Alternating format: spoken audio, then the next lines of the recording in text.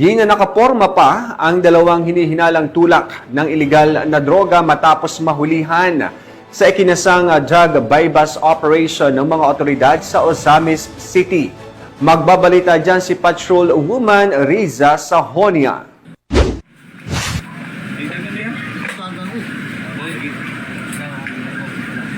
Tiklo ang dalawang individual sa ikinasang bypass operation ng mga operatiba ng Ozamis City PNP sa barangay Dunya Consuelo, Ozamis City, Misamis Occidental. Kinilala ni Police Lieutenant Colonel Harvey Abellanosa, officer in charge ng Ozamis City Police Station, ng mga suspect na si alias E-Boy at alias Smart, mga lalaki at mga residente ng nasabing lugar.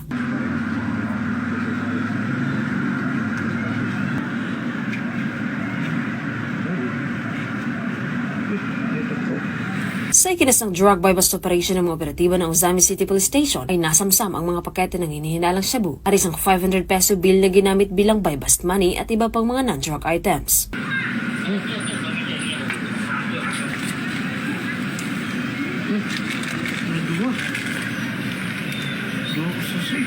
Naharap ang mga suspect sa kasong paglabag sa RA 9165 o Comprehensive Dangerous Drugs Act of 2002.